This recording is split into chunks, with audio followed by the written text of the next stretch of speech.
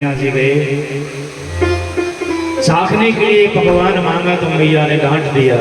बोले लाला पहले जय जय हो जाएगी तब खाई को मिलेगा। नहीं आनंद बाबा से पूछ भी लगे बाबा यू जय जय कहा भला है। तो नंद बाबा कहते लाला हम प्रतिवर्ष इंद्र की पूजा करते हैं और इंद्र प्रसन्न होकर जल बरसाते हैं और जल के द्वारा हरी हरी घास पैदा होती है। हमारी गौ माता इससे अपना उदर भरती हैं और हमें दूध देती हैं। कन्हैया बोले बाबा मैंने भी बड़े बड़े महात्मान को संग करे है, सब एक ही बात कहते हैं कि कर्मणा जायते जंतु कर्मणे विलीयते सुखम दुखम भयं क्षेमं कर्मणैवाभिपाद्यते।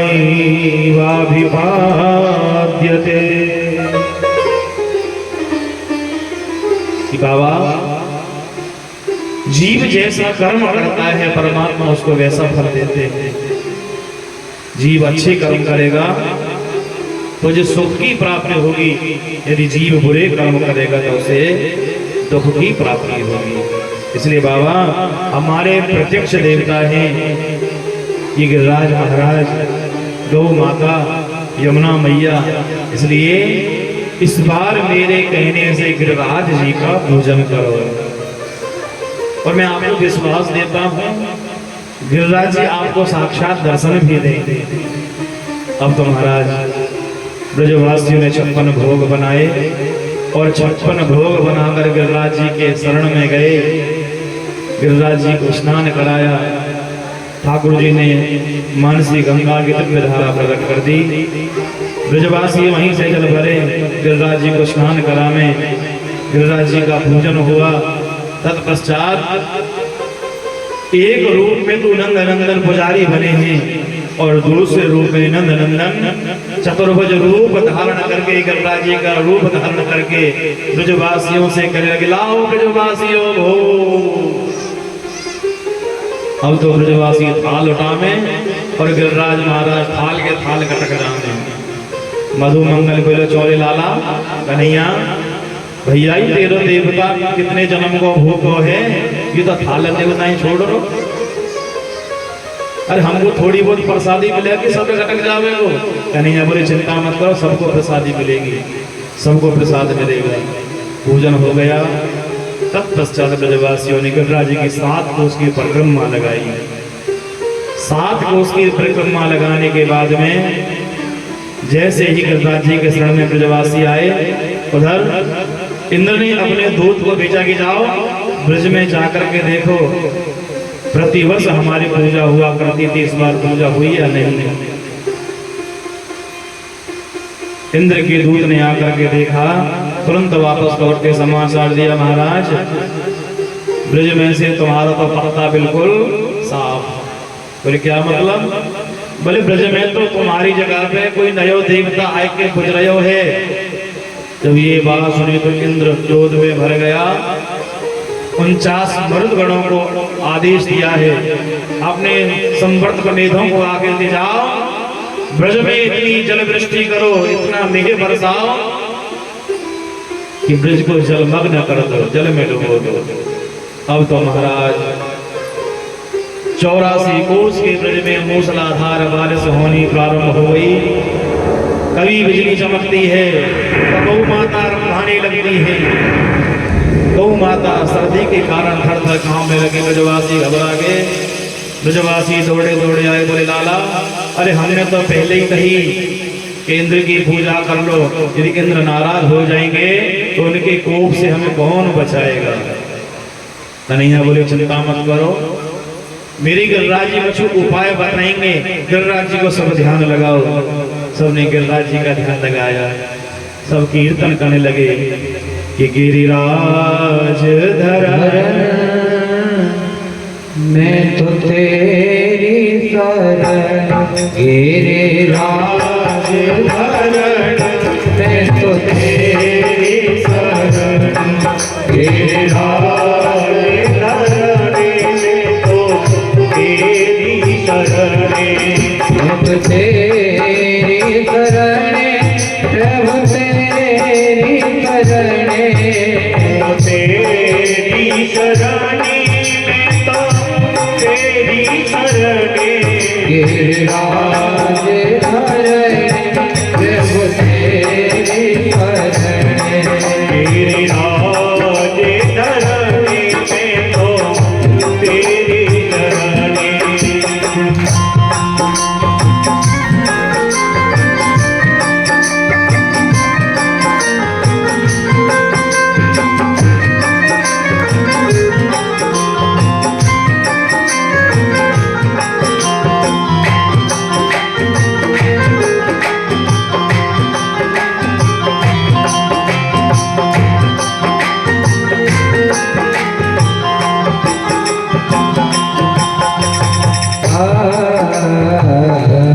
इतने में कन्हैया बोले ब्रजवासियों सुनो सुनो सुनो, अरे मेरे देवता ने मेरे कान में आकर के कही है कि ब्रजवासियों यदि बरसात ज्यादा हो रही है तो मुझे छतरी की भांति उठा लो, मेरा छत्र बना दो। ब्रजवासी बोले लाला अरे तुम बताओ ये 7 कोस के राज्य को कौन उठा पाएगा? कन्हैया बोले जब मेरे देवता ने कहा है तो प्रयास तो करो। अब तो सब के सब ब्रजवासी कन्हैया सहित गिरिराज जी के शरण में जाकर गिरिराज जी को उठाने का प्रयास करने लगे। सुखदेव भगवान कहते राजा परीक्षित इत्युक्तेन हस्तेन कृत्वा गोवर्धनाचलं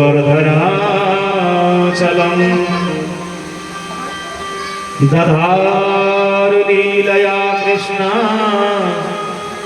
छत्राकमिव बालकः। आपने देखा होगा चौमासे में ना जहाँ लकड़ी होती कई बार लकड़ी में फफूंदी से लग जाती छतरी सी बन जाती है, जिससे हम बोलते हैं कुकुरमुक्ता। जैसे छोटा सा बच्चा कुकुरमुक्ते को आसानी से तोड़ लेता है ना और उठा लेता है, उसी भांति मेरी कन्हैया ने बड़ी सहजता से श्री गिरिराज जी को कनिष्ठ की उंगली पर धारण कर लिया। बोलिए कृष्ण कन्हैया लाल की जय, गिरिराज महाराज की गिरिराज धरण की जय। सारे ब्रजवासी गिरिराज जी के शरण में आ गए। मूसलाधार वृष्टि हो रही है। तभी शेष जी ने 7 कोस के गिरिराज जी की ओर अपनी कुंडली बना ली। शेष जी महाराज गिरिराज जी के ऊपर फन फैला करके बैठ गए और नख पे गिरवर लियो धारे कन्हैया मेरो बारो।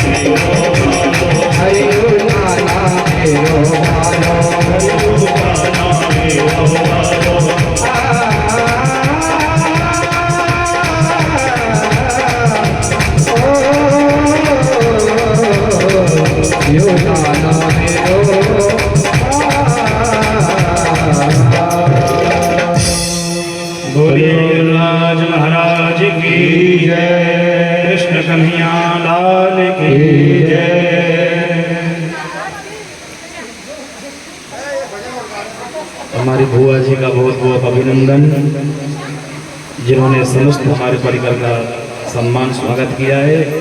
ठाकुर जी से प्रार्थना है कि सदैव आपका मंगल करें और आप अपने घर में सुख शांति पूर्वक रहकर ठाकुर जी तुम्हारे सब कष्ट दूर करें। निरंतर 5 दिन तक जल बरसा। इंद्र ने अपने दूत से जाकर के आगे जाओ, देखो कि ब्रज में क्या हो रहा है। दूत देखने के लिए आया, वापस गया। इंद्र से कहता, महाराज सारा ब्रज गिरिराज जी की शरण में आकर के छिप गया है। इंद्र ने और आदेश दे, जाओ तुम्हारे पास में जितना भी जल है सारा जल इस ब्रज में बरसा दो।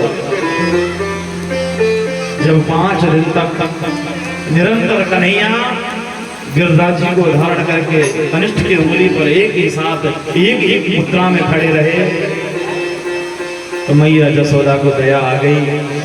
मैया जसोदा बोली, ब्रजवासियों देखो, तुम सब लोग बारी बारी से आराम कर लेते हो, पर मेरे कन्हैया बड़ो छोटो सा है, और मेरे 7 वर्ष को कन्हैया या 7 वर्ष के गिरिराज जी को 5 दिन से धारण किए हुए है, ये भी तो थक गया होगा। ऐसा करो, थोड़ा आप सहारा लगाओ और 2-4 घंटे के लिए गिरिराज जी को धारण करो, तब तक कन्हैया विश्राम कर लेंगे। ब्रजवासी आए, बोले कि लाला ऐसा करो, तुम विश्राम करो, गिरिराज जी को हम उठाएंगे। कन्हैया बोले उठा ले बोले क्यों तुम्हें जान अधिक है क्या? अरे हमने तो तेरे साथ में मांग खाया है चुरा चुराए के, हमारे अंदर भी बड़ा बल है। सारे ब्रजवासियों ने अपने अपने डंडे कंधे लगाए और कन्हैया ने जैसे ही फलिक से उंगली को नीचे किया सबके सब घबरा गए और समस्त ब्रजवासियों के कंधे और डंडे चकाक चकाक बोलने लगे। ब्रजवासी बोले लाला संभाल संभाल संभाल संभाल संभाल। और कन्हैया ने फिर से उंगली को पूर्ववत कर दिया पहले जैसा। अब तो सब हक के कन्हैया को देखने लगे, मन में सोचने लगे भैया क्या किया, छोटी सी अमरिया में कितनों जादू भरे भरे होते, यानी अकेले ने गिरदास जी उठा लिए। और निरंतर 7 दिन तक मेघ वृष्टि हुई, मेघों के पास में जल भी समाप्त हो गया। जितना भी जल वर्षा अगस्त ऋषि साथ के साथ पीते रहे। जब जल बरसना बंद हो गया, एक ब्रजवासी ने बाहर आकर के देखा, कहा कन्हैया अब तो बरसात बंद हो गई है, ऐसा करो हम सब गिरिराज जी के शरण में से बाहर निकलते हैं। सारे ब्रजवासी बाहर निकले और कन्हैया ने जैसे गिरिराज जी को उठाया था उसी भांति पूर्ववत उसी स्थान पर रख दिया। परंतु सारे ब्रजवासी हक्के बक्के हैं, मन में ये विचार कर रहे हैं कि 7 वर्ष के कन्हैया ने 7 कोस के गिरिराज जी को 7 दिन और 7 रात्रि तक कैसे धारण किया, कैसे उठाया। सब मिलकर नंद बाबा के पास में आए, नंद बाबा से पूछने लगे, नंद बाबा एक बात तो बताओगे? नंद बाबा बोले पूछो। ब्रजवासी बोले देखो बाबा बरो मत मानियो, हमारे मन में शंका है इसलिए हम आपसे पूछ रहे हैं। बाबा हमारे गांव में, हमारे घर में, हमारे परिवार में एक से एक बलशाली हुए, पर या तेरे छोरा जैसो एक बलशाली नाम है। वो सप्ताह बालः क्वे महाद्रिविधारणं ततो नो जायते शंका ब्रजनाथ तात्मजे। हे ब्रजनाथ, परंतु तुम्हारे छोरा जैसा कोई भी बलवान ना भयो। बाबा ये सच बताओ, ये छोरा तुम्हारा ही है का? नंद बाबा बोले मेरे नाथ और कौन का है, छोरा मेरा ही है। फिर बाबा बरो मत मानियो, हम इसलिए पूछ रहे हैं कि इसके जैसा बलशाली तो आज तक कोई हुआ ही नहीं। नंद बाबा बोले ब्रजवासियों आज तो मैं एक बात बताऊं। बोले बताओ। कि जब गर्ग मुनि इसका नामकरण करने के लिए आए थे तो गर्ग मुनि ने एक बात बोली थी। गर्ग मुनि ने कहा था कि तुम्हारा लाला किसी जन्म में भगवान बना था, इसलिए इसमें नारायण के समान गुण है। नारायण समो गुण ही, भगवान नारायण के समान गुण है, इसलिए इसका एक नाम नारायण भी होगा। जब ब्रजवासियों ने सुना कि ये भगवान है तो ब्रजवासी तो घबरा गए, दौड़े दौड़े कन्हैया के पास में आई, चरण पकड़ लिए। बोले लाला कन्हैया भैया हम तो गंवार ब्रजवासी हैं, मूढ़ है, हमें ये नहीं पता था कि तू भगवान है। और यदि ये हमें पता होता कि तू भगवान है तो हम ये अपराध कभी नहीं करते। हमने तो खेलते कूदते समय तेरे ऊपर, तेरी पीठ पर भी बैठे हैं, चढ़े हैं, तुझमें लात भी मारी है, तुझमें धक्का भी दिया है, कभी खेलते समय तुझमें कोई थप्पड़ भी लग गया होगा। हमने तो जाने अनजाने में अनेक अपराध कर दिए हैं। लाला तू भगवान है, इसलिए हम हमसे क्षमा मांग रहे हैं कि यदि कुछ गलती हमसे हो गई हो तो हमें क्षमा कर देना। आज के बाद हम कोई गलती नहीं करेंगे। अब तो सारे ब्रजवासी कन्हैया से दूर दूर चलने लगे। कन्हैया ने मन में विचार किया कि मैं यहाँ इस ब्रज धाम में लीला करने के लिए आया हूँ। यदि ब्रजवासियों को अभी से पता चल गया कि मैं ब्रह्म हूँ तो जो लीला करने के लिए आया हूँ लीला अधूरी रह जाएगी। इसलिए भगवान ने अपनी वैष्णवी माया का आश्रय लिया, वैष्णवी माया को आमंत्रित किया और भगवान बोले ब्रजवासियों चलाओ, मैं बताता हूँ मैंने गिरिराज जी को कैसे उठाया। बोले बता। कन्हैया बोले देखो मैं जिस देवता की पूजा करता हूँ ना, एक दिन वो देवता प्रसन्न होकर के मुझसे कहने लगे कि वरदान मांगो। जब मैंने कुछ नहीं मांगा तो प्रसन्न होकर देवता ने कहा कि मैं तुम्हें वरदान देता हूँ कि तुम जिसकी ओर भी देखोगे, जिसकी नजरों से नजरें मिलाओगे, सामने वाले की सारी ताकत तुम्हारे अंदर आ जाएगी, सारा बल तुम्हारे अंदर आ जाएगा। तो ब्रजवासी सच बताना, जब मैंने गिरिराज जी को उठा रखा था तो तुम्हारी दृष्टि कहाँ थी? ब्रजवासी बोले तेरे ऊपर। तो बोले बस तुम्हारी सबकी ताकत मेरे अंदर आ गई, कछ तो तुम्हारो बल, कछु हमने जो चुरा के माखन खाया उसको बल, और शेष कृपा किशोरी श्री राधा रानी की रही कि कछु माखन को बल बढ़ो, कछु गोपन करी श्री राधे कृपा से मैंने गिरवर लियो था।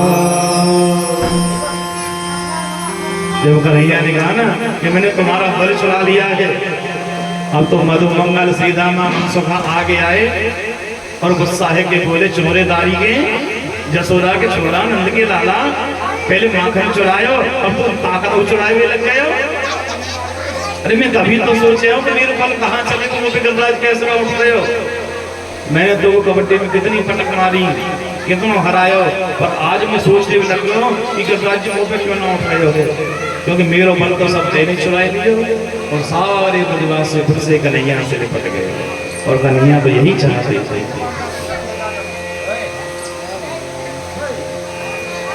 द्योज से जल बरसना प्रारंभ हुआ था, 9वीं तक जल बरसा है। आज 10वीं के दिन इंद्र लज्जित होकर भगवान की शरण में आया और एकांत होकर के भगवान से प्रार्थना करता है, तो भगवान क्षमा कर देते हैं और कहते हैं इंद्र, मैं जिसके ऊपर कृपा करता हूँ ना, उसका अभिमान पहले छीन लेता हूँ, उसका पद छीन लेता हूँ। तुम्हें अपने पद का अभिमान था, इसलिए मैं तुम्हारा मान भंग किया है। गौ माता आई और कामधेनु गाय ने भगवान श्री कृष्ण का दुग्धाभिषेक किया है। आज कामधेनु गाय ने भगवान को एक नया नाम दिया है। कहने लगी, हे माधव, आप गायों के रक्षक हैं, गायों के पालक हैं, इसलिए आपका नया नाम होगा गोविंद। बोलिए गोविंद भगवान की जय। भगवान का गोविंद नाम हो गया। 10वीं गई, अगले दिन एकादशी है और आज भी क्या है? एकादशी है। इसलिए जो प्रसाद की सेवा कर रहे हैं ना, उनसे निवेदन है कि जो फल का प्रसाद है आज भी अलग ही रखना। इस अन्न में मत मिलाया करो, अन्न से अलग ही रखा करो। आज भी एकादशी है। नंद बाबा प्रत्येक एकादशी को एकादशी का उपवास करते हैं और 1000 तुलसी दलों से शालिग्राम भगवान का भोजन भी करते हैं। लेकिन एकादशी के दिन भूलवश नंद बाबा